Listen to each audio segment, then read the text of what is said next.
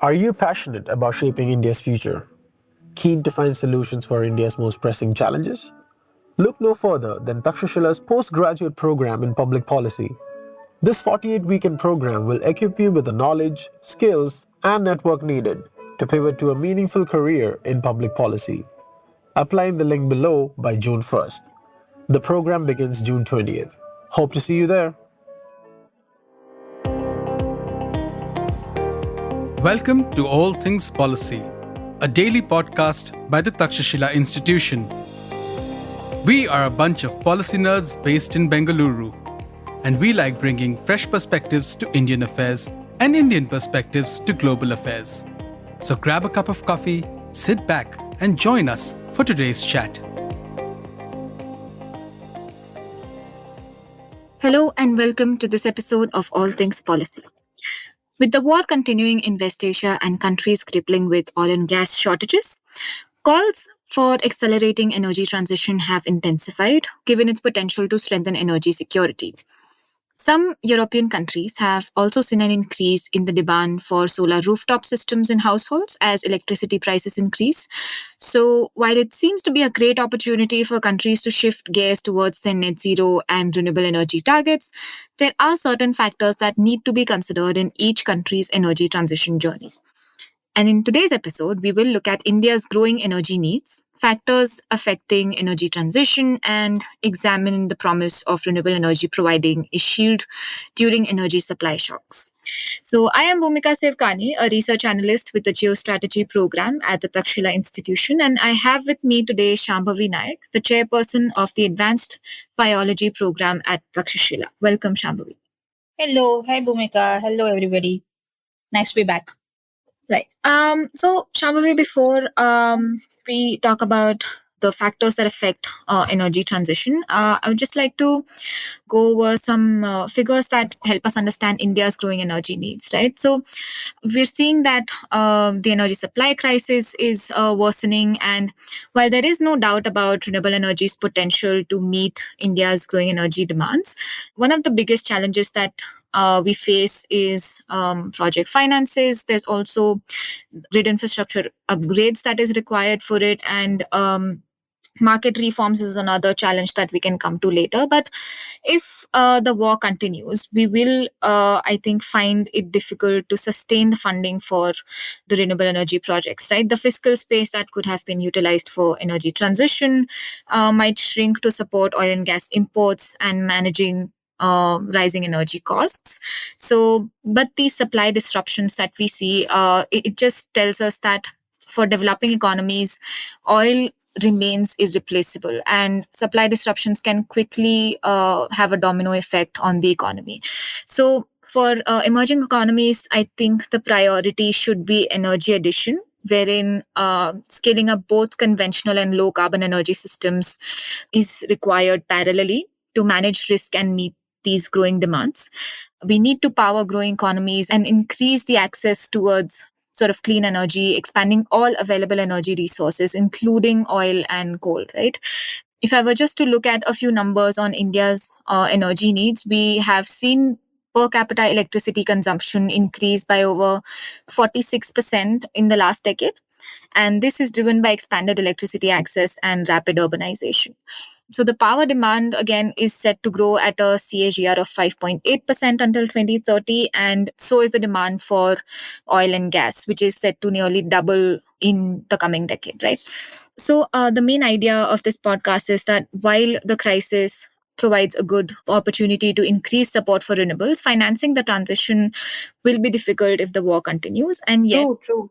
yeah, and yet we need to sort of take a balanced approach going forward in terms of meeting our growing needs and in terms of achieving our emission reduction target. Bunch of things, right? A bunch of things will get sorted if we manage to focus a bit more on renewable energies. You're right. A time of crisis is unfortunately the time when many people and policymakers start looking at alternatives. Yet that is probably the worst time to be looking for alternatives because you're already hunkering down with trying to cope up with the situation where really a critical element here, which is oil and gas for India's that drives India's economy, is under constraint, and under constraint for factors which are outside of India's control.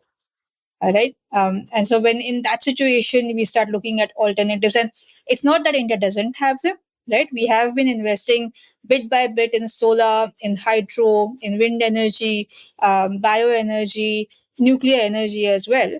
It has just not been with the idea of replacing oil and gas. These have, not at the scale of anyways answering a crisis, or eventually when oil and gas runs out, of replacing it, right? It has not been done in a systematic manner with that idea. Though investments have happened, though we have been developing capacities, I think what the crisis really affords us to do is take a step back and think, okay, this we now see is the jolt that we can receive.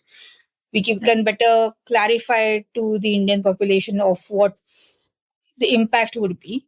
Because till now it was like, when oil and gas runs out, it seems something, that would be a problem for the few generations down the future. Why are we bothering about it so much?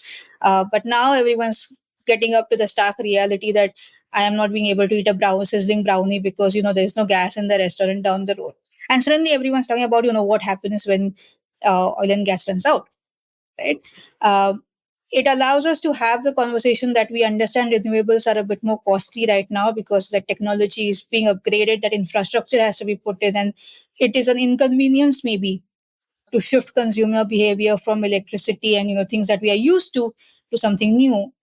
But look, this is what happens when that oil and gas runs out, right? So it is better to be prepared. So I think this moment really affords us that space to have that conversation and say that, look, we understand renewables are more expensive. We understand it's going to take a lifestyle change, but this is the reason why it is worth investing in it, right? The money might not come right now because the money, obviously, there are other priorities right now that need to be answered first.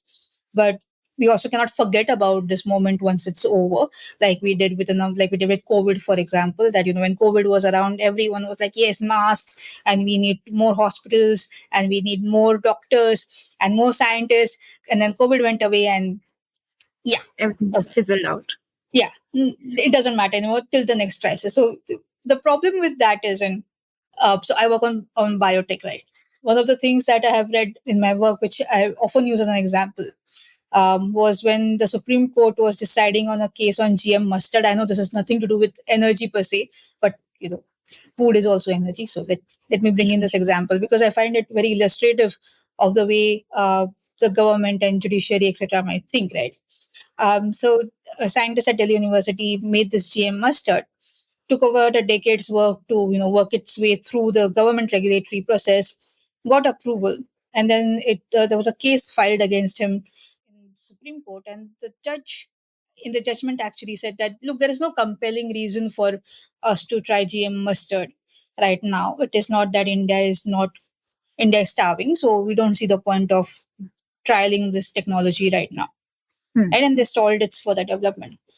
But look, we're in a crisis right now, and we don't have the time to develop technologies to find alternatives and make sure that everybody in India right now has ample energy, for all of their requirements, right? This is it, right? When the compelling case comes, you don't have time to develop technologies.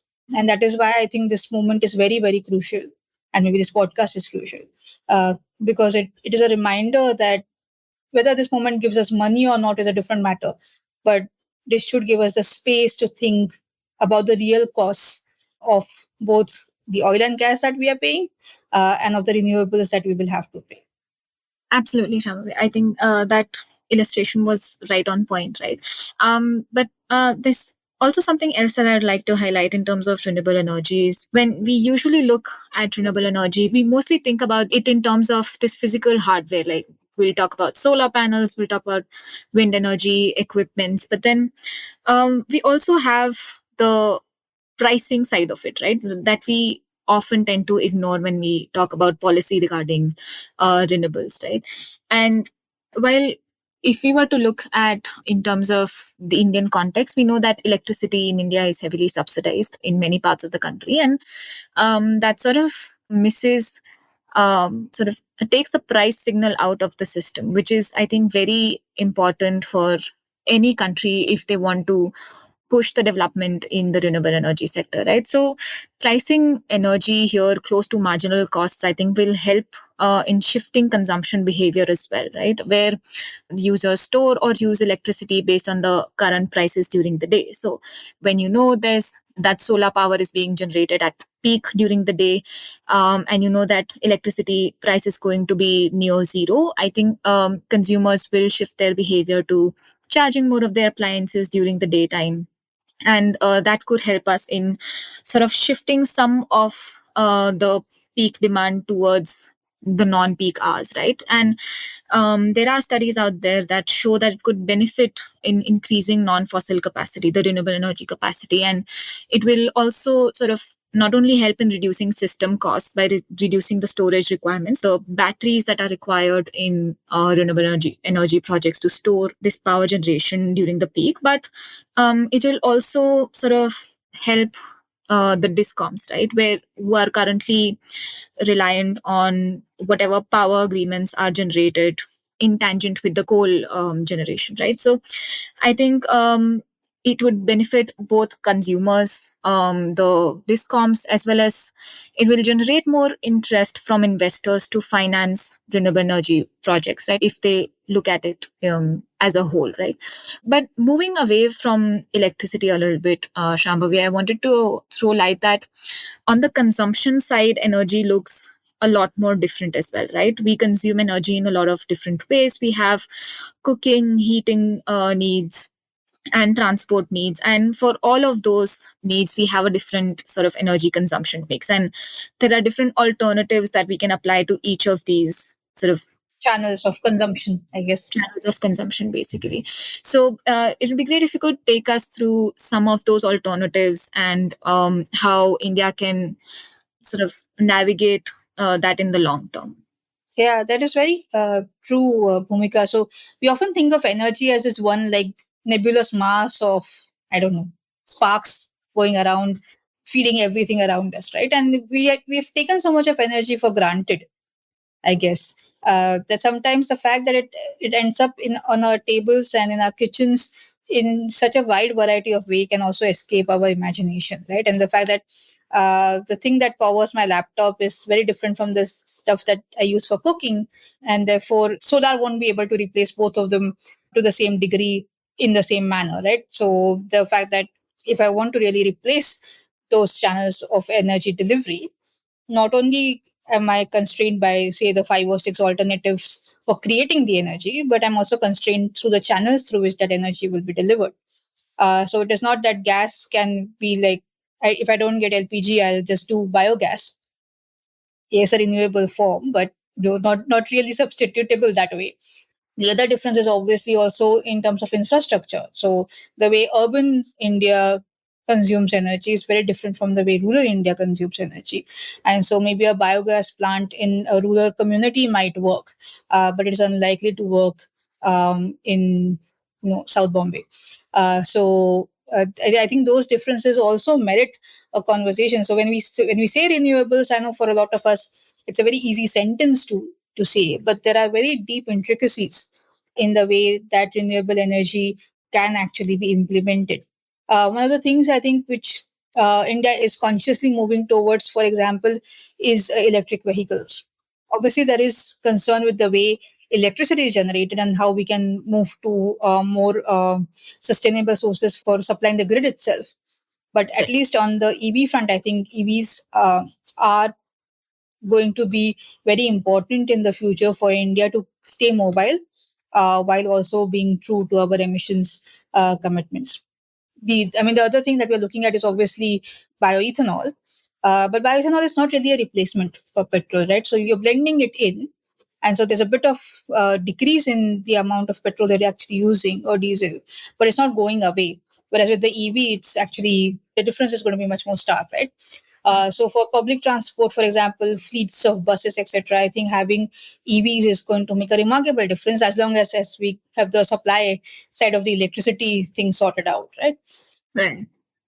So I think that when we break things down, right? So industry clusters would have, whenever the technology is ready, small modular reactors, or even their own biogas, bioenergy plants. There are various plants, especially in biomanufacturing, where they reuse their own the waste that the manufacturing unit makes is reused to make bioenergy that drives the plant. So these are actually net zero plants, and there's one of them in India as well, where people are just reusing their own waste to kind of and it works only in industry clusters, obviously, but where they can actually drive their own energy requirements, which is great, right? So I think depending on how the energy is used, for what purpose, what is the context, what are the infrastructure availabilities, etc. It is easier to then come up with alternatives. So I know, for example, right now with all of the gas shortages, there was this sudden wave of buying electric heaters, right? So for cooking, electric Right. hobs, right? And again, Inductions. Yeah. induction hobs, right? It would work in Mumbai where I am. It would not work in my parents' house who are in a village because they get electricity for like half the time.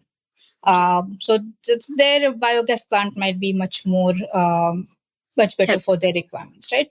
And so a number of these things need to be thought about when we are looking at replacements and the use of renewable energy, because it's not going to be solar is going to replace petrol, right? That's not going to work. So again, the fact that India is already investing in all of these technologies, albeit slowly, I think we also have to be a bit more prudent in how we are going to apply those technologies rather than just letting them sporadically pop up here and there.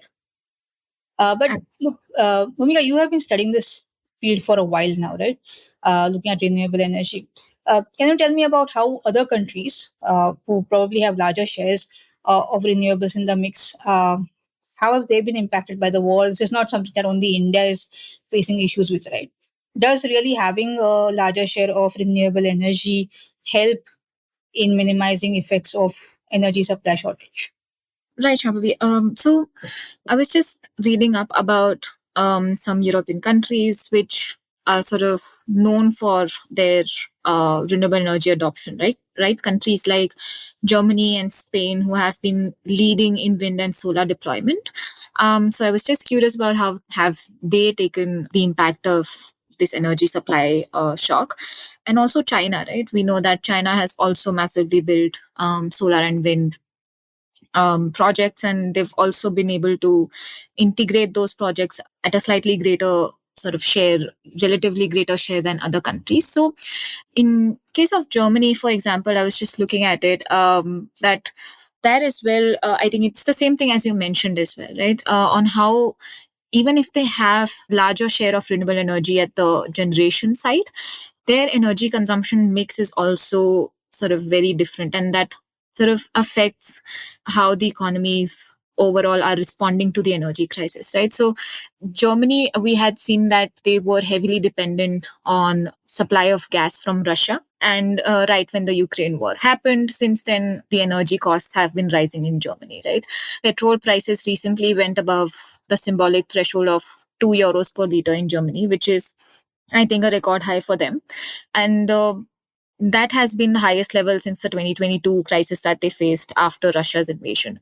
But after that, we have seen Germany embark on this path of sort of increasing their, again, sort of even more focusing on the domestic sources that they can ramp up, be it their coal or renewable energy. Both of them, they've tried to ramp up production from there. And on the consumption side, while we would expect that they might have a larger share of electric vehicles in their vehicle fleet, that has not been the case. So an interest in electric vehicles in Germany has only risen sharply in the past few months because of constantly rising fuel prices. So I have an interesting anecdote to share.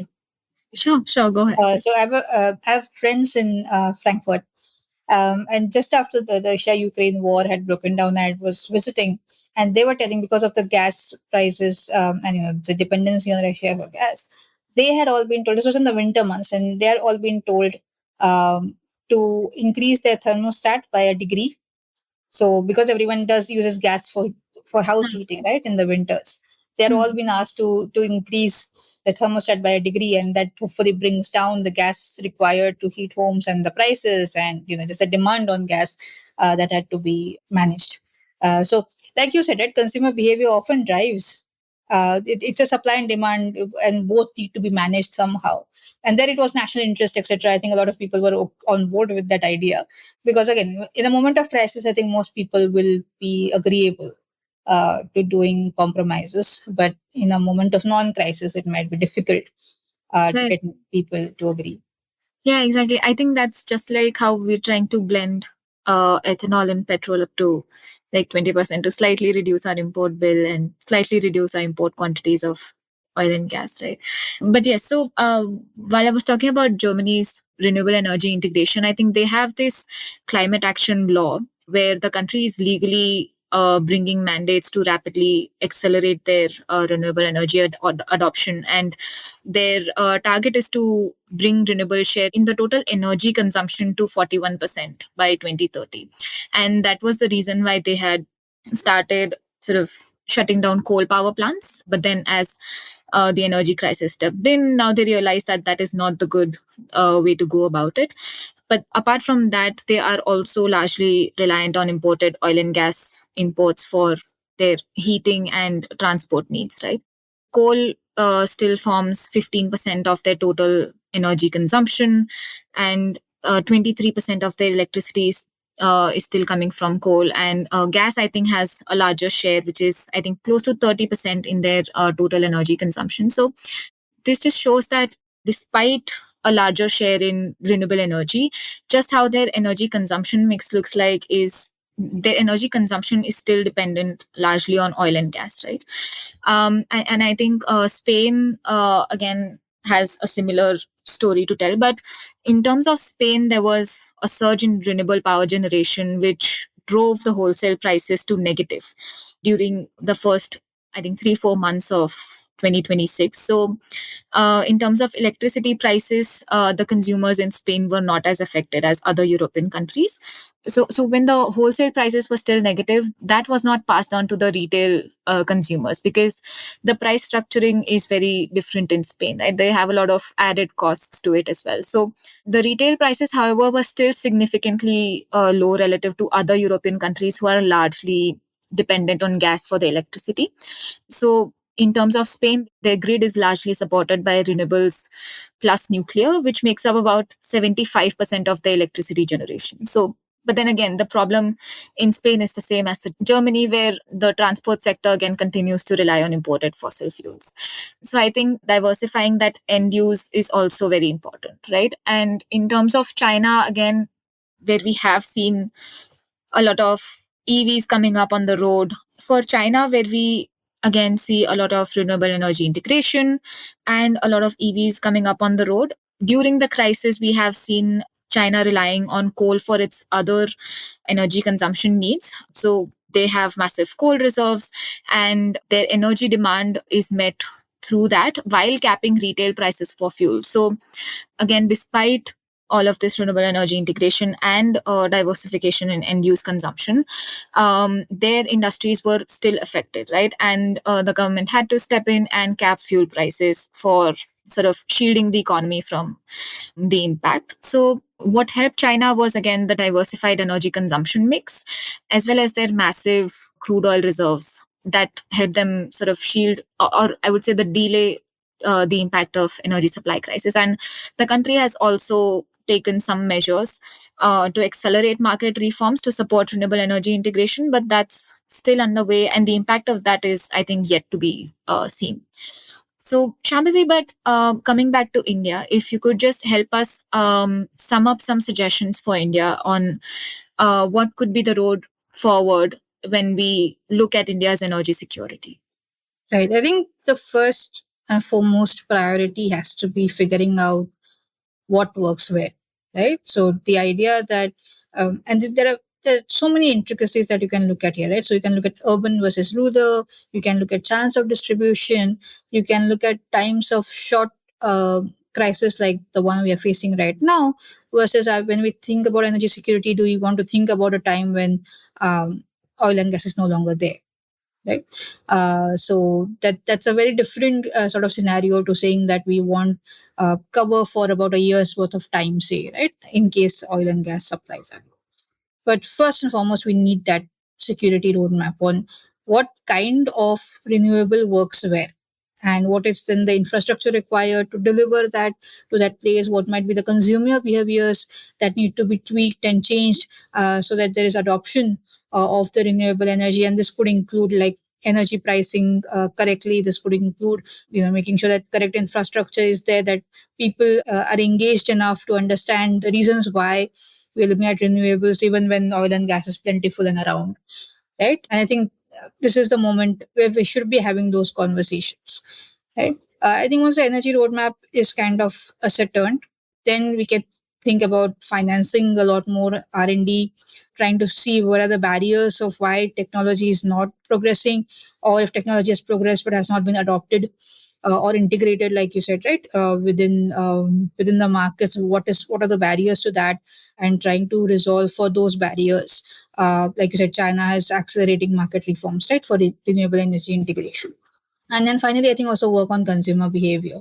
It is not that only pacing up supply of renewables will help. I think consumers also have to do a lot in terms of, say maybe going from a petrol car to an EV. A lot of consumer behavior also has to shift so that the demand side of energy can also be better managed. I think a few years ago when we had the G20 presidency, we had this idea of lifestyle for environment, economy. So I think it is time to kind of live up to that and start thinking about how we can also manage the demands that we put on electricity users. Absolutely. Thank you, Shambhavi, for that. So, I think there needs to be parallel efforts in terms of not only renewable energy projects, but building the infrastructure that's necessary for it, expanding and modernizing the grid, as well as market reforms, and then sort of diversifying the end use of energy consumption, right? So, yeah, thank you, Shambhavi. That has been great conversation. I hope our listeners also enjoy it, and stay tuned for the next episode. Thank you. Thank you. If you liked our show, dive into Takshashila's research on technology, strategy, and economic affairs. Check us out at our Twitter handle @TakshashilaINST or our website takshashila.org.in.